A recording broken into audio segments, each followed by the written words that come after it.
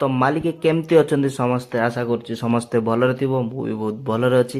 ଆସନ୍ତୁ ଜାଣିବା ଅଣ୍ଡାର କିଛି ନ୍ୟୁ ରେସିପି।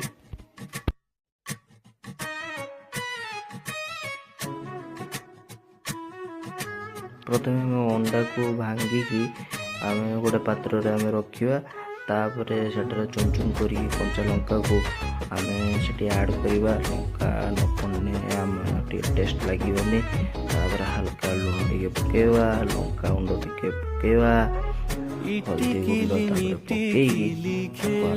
ତାପରେ ପକେଇକି କୁତୁରି କରିକି ଗୋଳେଇ ଦେବା। ହୃଦୟ ଦୁଆରେ ତୋର ହାତକୁ ରଖି କାଗଜକୁ ମୋଡ଼ି ଦେଇ ବିଡ଼ି ପରି ପିଲାଦିନେ ଟାଣୁଥିଲୁ ମୋ ସାଙ୍ଗେ ବୋଲି।